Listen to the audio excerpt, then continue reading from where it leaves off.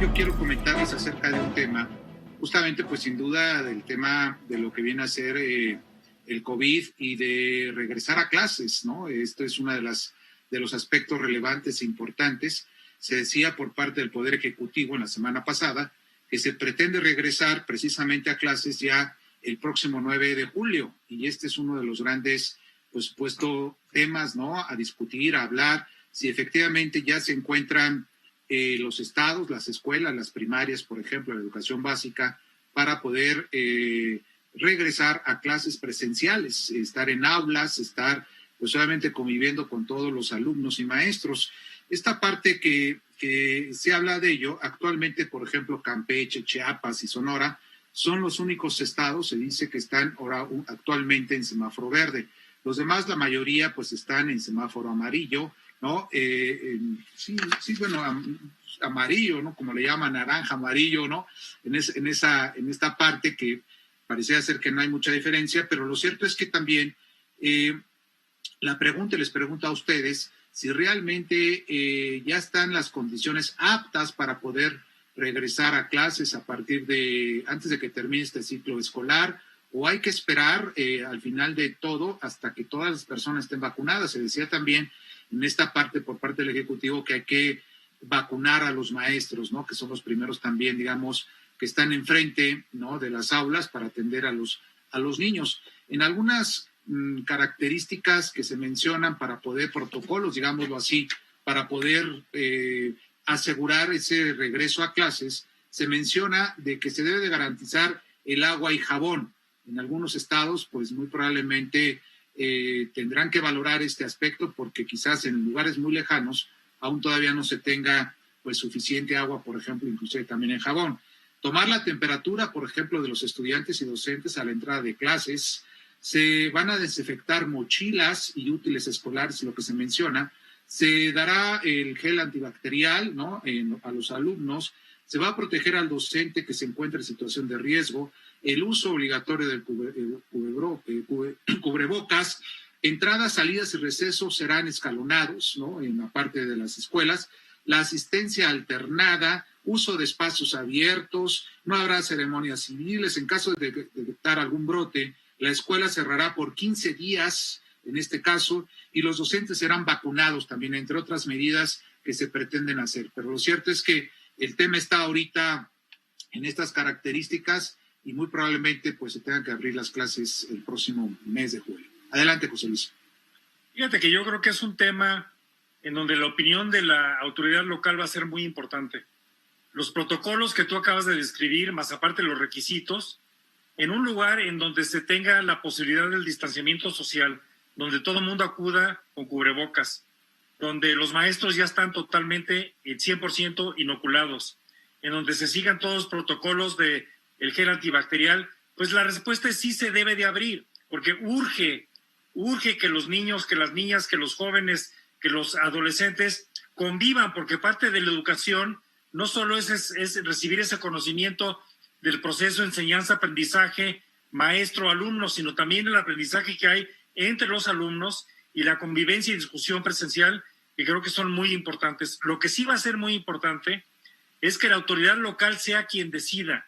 Habrá lugares donde se sienten listos y habrá que apoyarles. Habrá lugares en donde por brotes o por otras razones que no estén en semáforo verde o en amarillo o en semáforo verde, que es la recomendación genérica, pues no se pueda.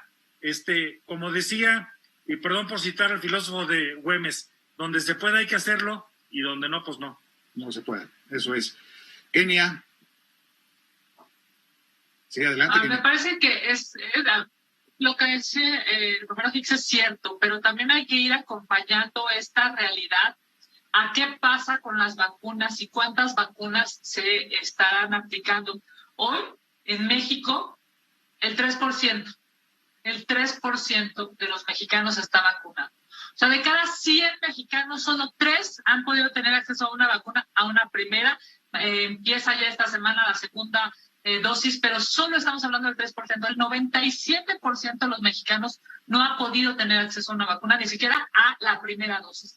Y me parece que lo que tiene que hacer el gobierno es entender esa realidad es bueno, por supuesto que es bueno aspiracionalmente a que el gobierno dé mensajes positivos, pero el mensaje positivo debe de ir de la mano con una realidad y un acceso real a las vacunas en este país. Me parece que las dos cosas tendrían que ir aparejadas. Eso es, Kenia. Sí, Carlos. Bueno, según los datos que tengo yo, casi se llega al 5% de los vacunados. Y en cuanto al agua y al jabón, en la zona de Oaxaca hay pueblos donde definitivamente no hay agua ni para consumo, ni para lo alimental. Esas son condiciones que se deben de tomar en consideración. A lo que voy es que en la Federación Mexicana de Fútbol, que es un estado dentro de un estado, Miquel Arreola, que fue director del Seguro Social y aspiró a la gubernatura de la Ciudad de México, autorizó que en los estadios en semáforo naranja o en semáforo amarillo ya haya público. Eso a mí me parece una irresponsabilidad todavía, porque primero es el negocio y después la vida, ¿no? Eso no debe prevalecer en estos asuntos. Aquí se están adelantando en algunos estados de la República en aceptar público en los partidos de fútbol. Sí, José Luis. Yo creo que sí hay que enfatizar, el último dato que yo tengo de la fuente covidvax.live es que México ha inoculado al 3.52%, menos del 4%. Es el mismo que yo usé en la mañana, justo. Okay, es el 3.52%. Y bueno, hay que recordar que la meta de inoculaciones es de vacunar al 100% de los adultos de 60 años y más antes del 15 de abril, cuando menos con una vacuna. Y bueno, al ritmo que llevamos, creo que sí es válida la duda de si para junio o julio ya tendremos también inoculados al 100% de los maestros. Creo que es una buena preocupación que la senadora nos hace reflexionar. Sí, Kenia, adelante. Efectivamente, nada más un dato. A ver, Italia hoy regresó al tercer confinamiento, al tercero. Me parece que es necesario que podamos entender qué está pasando, por ejemplo, en Israel, donde ya tienen a todos los adultos mayores vacunados, una alta, proporción incluso de los jóvenes ya vacunados. Hay que ver cómo funciona, hay que ver qué tanto las vacunas efectivamente generan esta inmunidad de rebaño, tan hablada y tan añorada inmunidad de rebaño, con la intención de que podamos ver cómo sí, porque lo dijo muy bien Romero Hicks, la parte humana de los pequeños, por ejemplo, de los jóvenes, de los adolescentes, de no tener contacto con sus compañeros, con sus amigos, socializar es dificilísima. Yo diría, incluso es de lo que el gobierno y las instituciones privadas también deberían de estar pensando en cómo acompañar a esta generación que ha sido, sustraída, ¿no?, de un espacio público, de un espacio social, en donde podamos generar amistades, lazos humanos de fraternidad, de amor, de compañía, y eso se tiene que incluso empezar a ver desde el gobierno con políticas públicas. Hay, secretarías o instancias en otros países que ya se están encargando de ese tema. Ellos le llaman de la soledad. A ver, Carlos, ¿sí querías comentar algo? Complementando el asunto de Italia, Francia también está rebasado en el asunto de hospitalizaciones, Así es que son dos países de Europa muy importantes. Y un dato más, la semana pasada Italia canceló un cargamento de vacunas hacia Australia, sí, porque la necesidad es mayor en Italia y eso son hechos o son datos que pueden ilustrar cómo está la situación de la pandemia en el mundo.